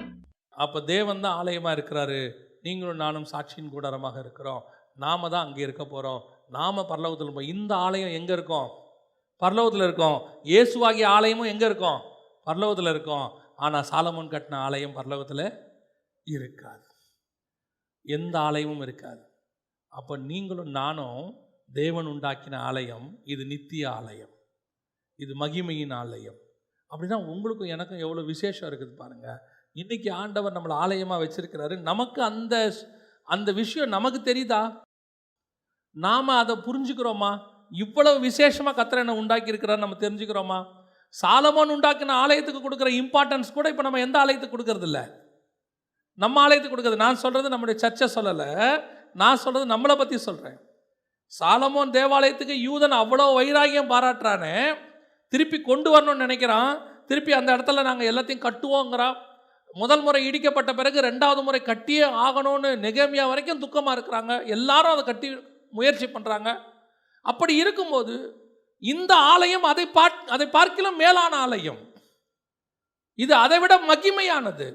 நீங்களும் நானும், நீங்கள் இங்கே இருந்தாலும் ஆலயம்தான், வீட்டில் இருந்தாலும் ஆலயம்தான். நீங்களும் நானும், நீங்கள் வேலைக்கு போனாலும் ஆலயம்தான், ஸ்கூலுக்கு போனாலும் ஆலயம்தான், நீங்கள் காலேஜுக்கு போனாலும் ஆலயம்தான். அப்போ இந்த ஆலயத்தினுடைய மகத்துவம் உங்களுக்கு தெரியுதான்றது தான் கேள்வி. இது முடிவரக்கூடிய ஆலயம் அல்ல, பரலோகம் வரைக்கும் போக போகிற ஆலயம், அங்கே காணப்படக்கூடிய ஆலயம். இதை இடிக்க முடியாது, இதை எரிக்க முடியாது, இதை என்ன பண்ண ஒன்றுமே பண்ண முடியாது. ஏன்னா இயேசு நமக்குள் இசைவாய் நம்மை கட்டி வைத்திருக்கிறார். அவர் நமக்கு மூளைக்கல்லாக இருக்கிறார். அப்படிப்பட்ட இந்த ஆலயம் இன்றைக்கி அந்த உணர்வை இருக்கா அவங்களுக்கும் எனக்கும்? நான் பரலோகம் வரைக்கும் இருக்கிறதுக்காக அழைக்கப்பட்டேன், நான் அந்த மகிமையை அடையும்படி அழைக்கப்பட்ட ஆலயமாக இருக்கிறேன். ஆனால் நான் இன்னைக்கு ஒரு சாலமோன் தேவாலயத்துக்கு யூதர்கள் கொடுக்குற இம்பார்ட்டன்ஸ் கூட நான் எதுக்கு கொடுக்கறதில்ல, எனக்கு கொடுக்கறதில்ல. அப்படின்னா நான் சொல்கிறது, அப்போ நாங்கள் என்ன எங்களுடைய ஆலயத்துக்கு நாங்கள் டெய்லி குளிக்கலையா, நாங்கள் நீட்டாக வச்சுக்கலையா, தலைக்கு எண்ணெய் தேய்ச்சிக்கலையா, நீட்டாக ட்ரெஸ் பண்ணலையா? இதெல்லாம் நீங்கள் உங்களுடைய சரீரத்துக்கு பண்ணி கொண்டிருக்கிறீர்கள். உங்கள் சரீரம் தேவனுடைய ஆலயம் என்கிற ஒரு தாட்டோட நீங்கள் பண்ணலை, வெறும் அழிஞ்சு போகிற சரீரத்துக்கு பண்ணுறீங்க. நீங்கள் தேவனுடைய ஆலயமாக இருக்குமானால் இதை எவ்வளவு பரிசுத்தமாக வச்சுக்கொள்வீங்க, உள்ளுக்குள்ளே எவ்வளவு சுத்தமாக வச்சுப்பீங்க. கர்த்தரை எப்பொழுதும் உலாவுகிற ஒரு இடம். அதான் வசனம் சொல்லுது, 7 பொன் குத்துவுகளின் மத்தியில் உலாவுகிறவர் சொல்லுகிறதாவது. அப்போ எங்கிட்ட தேவன் உலாவிக்கிட்டே இருக்கிறாரு, எனக்குள்ள தேவனுடைய மகிமை இருந்துக்கிட்டே இருக்குது, தேவ பிரசன்னத்தை நான் பார்த்துக்கிட்டே இருக்கிறேனே. அப்படிங்கிற இடத்துக்கு நீ வரும்போது தான் நீ ஆலயமாகறீங்க. நான் சொல்றது புரியுதா? இப்போ இந்த இடம் இருக்குது, இதுக்கு முன்னாடி இது வந்து ஒரு ஹால். இப்போ நம்ம ஆராதிக்கிறதுனால இதுக்கு பேர் என்னது? சபை. நாளைக்கு இதை விட்டுட்டு இதை விட பெரிய இடத்துக்கு நம்ம போயிட்டோம்னா, இதை திருப்பி ஒரு கல்யாணத்துக்கு வாடகைக்கு விட்டுட்டாங்கன்னா இது என்னவாயிடும்? ஹாலாக மாறிடும். அப்போ இது அல்ல. அதே மாதிரி தான் நீங்கள் வெளியே என்ன ட்ரெஸ் போடுறீங்க, என்ன பண்ணுறீங்க, இன்ஜினியராக இருக்கிறீங்க, டாக்டராக இருக்கிறீங்க, அல்லது நீங்கள் வந்து வெளியே வேலை பார்க்குறீங்க, அதெல்லாம் வெளியே. ஆனால் உள்ளுக்குள்ளே இருக்கிற நீங்கள் தான் உண்மையிலே தேவனுடைய ஆலயம். அந்த ஆலயம் தான் நாளைக்கு பரலோகத்தில் இருக்க போகுது. எந்த அளவுக்கு அதுக்கு நீங்கள் பத்திரமா பார்த்துக்கிட்டு இருக்கிறீங்க. நீங்கள் வெளியே வீட்டுக்கு போயிட்டு நேராக சாதாரணமாக ஒரு ஷார்ட்ஸையோ ஒரு பேண்ட்டையோ அல்லது ஒரு நைட்டியோ போட்டுட்டு நீங்கள் பண்ண வேலை பார்க்க ஆரம்பிச்சிருவீங்க. நீங்கள் என்ன போட்டுக்கிட்டு இருந்தாலும் உள்ளே இருக்கிற நீங்கள் தான் ஆலயம். அந்த பயம் இருக்கணும். இது தேவனுடைய ஆலயம், தேவன் என்னில் வாசமாக இருக்கிறாரு, எப்பொழுதும் அவர் எனக்குள் தங்கி இருக்கிறாரு, அவர் பிரசன்ஸ் எனக்குள்ளே இருந்துகிட்டே இருக்குது. அது கொஞ்சம் குறைஞ்சாலும் உங்களுக்கு தெரியணும். அது கொஞ்சம் உங்களை விட்டு நீங்கும் போது உங்களுக்கு தெரியணும், ஐயோ ஏதோ ஒன்று எனக்கும் தேவனுக்கும் நடுவில் வருதே, ஏதோ ஒன்று தேவனை விட்டு என்னை பிரிக்குதே, நான் என்னமோ பண்ணுறேன் அதனால தேவன் என்னை விட்டு தூரம் போகிறார், இல்லை நான் தேவனை விட்டு தூரம் போகிறேன்.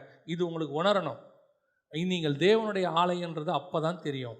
சாலமோன் தேவாலயத்துக்குள்ளே அருவருப்புகள் வந்தபோது கர்த்தர் அதை இடிக்கும்படி சித்தம் கொண்டார்.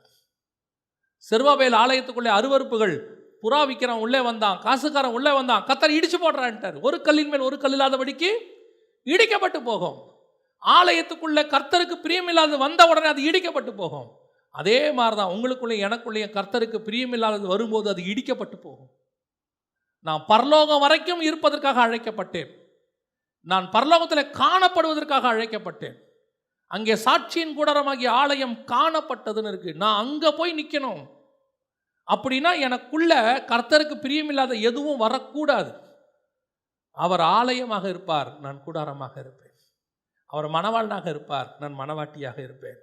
அவர் பரலோகமாக இருப்பார், நான் புதிய எருசலேமாக இருப்பேன். கர்த்தர் உங்களை என்னையும் கர்த்தர் மகிமையாக வச்சிருக்கிறார். இன்னைக்கு எப்படி ஆண்டவர் உண்டாக்கி வச்சிருக்கிறார்? இந்த ஒரு எண்ணம் மட்டும்தான் சபைக்கு இல்லை. சபை வெளிய பிரகாரமாக எல்லா விதத்திலும் ஆசீர்வாதமாக இருக்கணும்னு விரும்புது.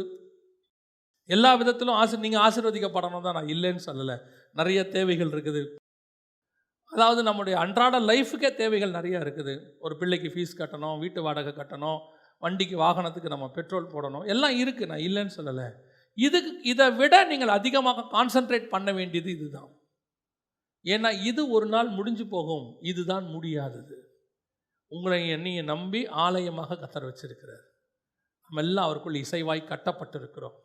இந்த ஆலயத்தில் எந்த ஒரு பகுதியில் அருவருப்பு வந்தாலும், ஆசாரிப்பு கூடாரத்தில் பலிபீடத்துக்கிட்ட அருவருப்பு வந்தாலும் கர்த்தர் கொண்டு போடுவார். ராஜா உள்ளே நின்னாலும் கர்த்தர் நெத்தியில் அடிப்பார். மகா பரிசுத்தலத்துக்குள்ள போய் பிரதான ஆசாரியன் ஏதாவது கர்த்தருக்கு முன்பாக தப்பாக காணப்பட்ட அங்கேயும் அடிப்பார்.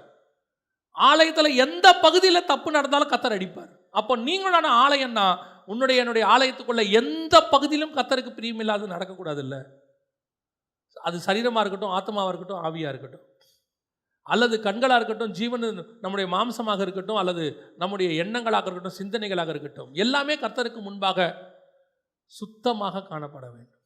ஏன்னா அவர் உலாவுகிற தேவன். அவர் அருவருப்புகளை காண ஒட்டாத தேவன். தீட்டுள்ளதும் அருவருப்பையும் பொய்யையும் நடப்பிக்கிற ஒன்றும் அதற்குள் பிரவேசிக்காதுன்னு கர்த்தர் சொல்கிறார். அப்போ நான் எப்படி கர்த்தருக்கு முன்பாக இருக்கிறேன்? நாம் இன்னைக்கு மன்னிப்பை எக்ஸ்கியூஸாக எடுத்துக்கிட்டு இருக்கிறோம். எத்தனை தடவை போய் மன்னிப்பு கேட்டாலும் கர்த்தர் மன்னிக்கிறாரு, உண்மை. ஆனால் ஒரு நாள் அந்த மன்னிப்பின் காலம் முடிவடையும். அட்வொகேட்டாக இருக்கிற தேவன் ஜட்ஜாக மாறுவார். அன்னைக்கு உனக்காக வழக்காட மாட்டார். அன்னைக்கு உனக்கு நியாய தீர்ப்பு கொடுப்பார். அது எந்த நிமிஷத்தில் தொடங்கும் தெரியாது, கிருபை எந்த நிமிஷத்தில் முடியும் தெரியாது. அப்போ நான் விசேஷமாய் உண்டாக்கப்பட்டிருக்கிறேன். என்னை உண்டாக்கினவர் சாலமோனிலும் விசேஷமானவர். சாலமோன் உண்டாக்கின தேவாலயத்தை விட நான் மேலான தேவாலயமாக இருக்கிறேன். அல்லேலூயா. நாம் ஜெபிக்க போகிறோம் தேவ சமூகத்தில்.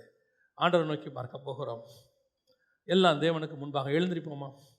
முதலாவதாக சாலமோன் ஞானத்தை பார்க்கிலும் மேலான ஞானம் உடையவர் ஒருவர் இருக்கிறார்.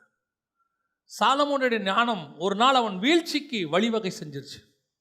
அவன் ஞானத்தை கேட்க தான் பூமியிலேருந்து நிறைய பேர் வந்தாங்க, நாலாபுரத்துலேருந்து வந்தாங்க.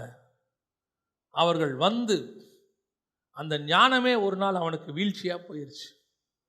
பிரசங்கி புஸ்தகத்தில் அவன் சொல்கிறான், என் தேகத்தை நான் மதுபானத்தினால் சீராட்டி கொண்டிருக்கும் போதே ஞானத்தை குறித்து நான் சிந்தித்து கொண்டிருந்தேன்னு சொல்றேன். யோசித்து பாருங்க, அந்த ஞானம் அவனை எந்த அளவுக்கு மோசமாக்கிருச்சு பாருங்க. இன்னைக்கும் அந்த மாதிரி இருக்கிறோம். ஒரு பக்கம் ஸ்பிரிச்சுவலா யோசிச்சுக்கிட்டு இருக்கும் போதே இன்னொரு பக்கம் பாவம் செஞ்சுக்கிட்டு இருக்கிறோம். ஒரே மனுஷன்தான். தேவன் கொடுத்த ஞானத்தால அவன் மிக முக்கியமான காரியங்களை ஞானமா யோசிச்சுக்கிட்டு இருக்கும் பொழுதே வசனம் சொல்லுது, அவன் என்ன செய்தானா, மதுபானத்தினால் தன் தேகத்தை சீராட்டி கொண்டிருந்தான் அப்படின்னு இருக்கு. என் இருதயத்தை ஞானத்தால் தேற்றி கொண்டிருக்கும் போதே நான் என் தேகத்தை மதுபானத்தினால் சீராட்டி கொண்டிருக்கவும் மதியினத்தை பற்றி கொண்டிருக்கவும் என் உள்ளத்தில் வகை தேடினேன். எவ்வளவு பெரிய வீழ்ச்சி பாருங்க. சாலமோன்கிற ஒரு மனுஷனுக்கு பிரசங்கி 2 இருக்கு. எவ்வளோ பெரிய வீழ்ச்சி. இன்னைக்கும் அதே மாதிரி தான் நாம் இருக்கிறோம். ஒரு பக்கம் ஸ்பிரிச்சுவாலிட்டி, ஒரு பக்கம் தேவனுக்கு முன்பாக நின்று சர்ச்சுக்கு வர்றது, உண்மை உள்ளவர்களா இருக்கிறது. இன்னொரு பக்கம் வெளியே போய் மதுபானத்தினால் தேகத்தை சீராட்டி கொண்டிருந்த மாதிரி கர்த்தருக்கு அருவருப்பான காரியங்களினாலே, சிந்தனைகளினாலே, பேச்சுக்களினாலே, செய்களினாலே, உறவுகளினாலே, மற்றவரோடு கலக்கிறதுனால, அருவருப்பாய் பணத்தை சம்பாதிக்கிறதுனால கர்த்தர் பார்த்துக்கிட்டு இருக்கிறார். நிறைய பேர் நினச்சிக்கிட்டு இருக்கிறாங்க, வெளியே தப்பு பண்ணிட்டு உள்ளே காணிக்க தசம பாகத்தை போட்டுட்டா எல்லாம் சரியாயிடும் நினச்சி. உன் தேவனாகிய கர்த்தர் பணத்தை பார்த்து மயங்குகிற தேவன் அல்ல. உன் பணம் நியாய தீர்ப்பில் உன்னை காப்பாற்றாது. ஒன்று ஞானத்தை தேடணும், இல்லை கர்த்தரை விட்டு தூரம் போயிடணும். ரெண்டும் சேர்ந்து இருக்கிறது தான் ஆபத்து. கடைசியில் எபிரேயர் 11 விசுவாச வீரர்கள் பட்டியலில் சாலமோன் பேர் வராமலே போயிருச்சு. சிம்சோன் பேர் கூட வந்துருச்சு, சாலமோன் பேர் வரல. நீங்களும் நானும் எங்க இருக்கிறோன்னு பாருங்க. சாலமோனிலும் பெரியவர் ஒருவர், சாலமோன் கட்டின ஆலயத்தை விட பெரிய ஆலயமாய் உன்னைய நீ கட்டி இருக்கிறார். அந்த ஆலயம் தொடர்ச்சியா 2000 வருஷம் பூமியில இல்ல, ஆனா இந்த ஆலயம் தொடர்ச்சியா 2000 வருஷம் பூமியில இருக்கு. அந்த ஆலயம் பொன்னினால் மூடப்பட்டது, இந்த ஆலயம் பரிசுத்த ஆவியின் மகிமையினால் மூடப்பட்டிருக்கு. கர்த்தர் உங்களை என்னையும் விசேஷமாய் உண்டாக்கி இருக்கிறார்.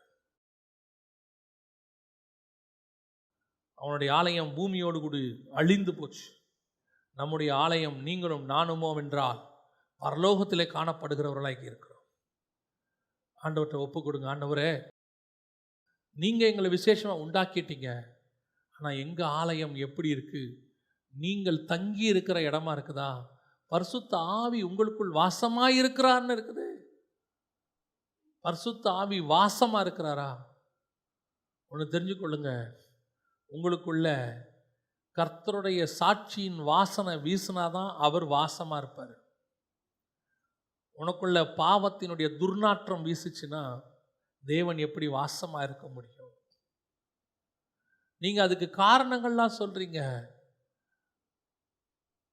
எனக்கு பலகீனம், நான் நினைச்சது நடக்கல, நான் என்ன செய்வேன்? பசி, சாப்பாடு கிடைக்கல, அதனால திருடா சரியாயிடுமா? நான் பசி அதனால தான் திருட்டேன்னு சொல்றது எப்படி இருக்குதோ அதே மாதிரி தான் என்னுடைய சிந்தனையில் நான் போராடினேன், அதனால தான் பாவம் செஞ்சிட்டேன்னு நீ சொல்றதும் ரெண்டும் ஒன்று தான். எப்படி பசியை அடக்கி சாப்பாடு கிடைக்கிற வரைக்கும் நீ பொறுமையா உன்னை காப்பாற்றிக்கின்றியோ, அதே மாதிரி கர்த்தர் உனக்கு நியமித்ததை வரும் வரைக்கும் உன் சரீரத்தை நீ பரிசுத்தமாய் பாதுகாத்துக் கொள்ள வேண்டும். அசுசைக்கு இடம் கொடுக்க கூடாது. தன் சொந்த மாம்சத்தை அடக்க முடியலன்னா கஷ்டம், நான் இல்லைன்னு சொல்ல, ஆனா அடக்கணும். கர்த்தருக்கு முன்பாக ஆண்டவர்கிட்ட கேட்கணும், உனக்குள்ள இருக்கிற பரிசுத்த ஆவியானவருக்கு உன் மாம்சத்தை விட பலம் வாய்ந்தவர் அவர். உலகத்தில் இருக்கிறவனிலும் உன்னில் இருக்கிறவர் பெரியவர். உன் ஆவி உன் மாம்சத்தை சுட்டெரித்து உன்னை பலப்படுத்தும், உன்னை வைராக்கியமாய் நிற்க பண்ணும். ஒப்புக்கொடு ஆண்டவர்கிட்ட, ஆண்டவரே, நான் உம்முடைய ஆலயமாய் இருக்கிறேன், எனக்குள்ள அசைவாடுங்கப்பா, எனக்குள்ள உலாவுங்க ஆண்டவரே. நீர் பிரியமில்லாமல் இருக்கிறதுன்னு நினைக்கிற எதுவாக இருந்தாலும், அது என் பலிபீடமாகிய சரீரத்தில் இருந்தாலும், என்னுடைய பரிசுத்த ஸ்தலம் என்று சொல்லப்படுகிற ஆத்துமாக்குள்ள இருந்தாலும், மகா பரிசுத்த ஸ்தலமாகிய ஆவிக்குள்ள இருந்தாலும், இன்னைக்கு என்னை ஒரு விசை சுத்திகரிங்கப்பா, ஒரு விசை சுத்திகரிங்க. நான் ஒரு விசேஷித்த ஆலயம், என்னை கட்டினவர் சாலமோனிலும் பெரியவர். இந்த ஆலயம் சாலமோன் கட்டின ஆலயத்திலும் பெரிய ஆலயம்.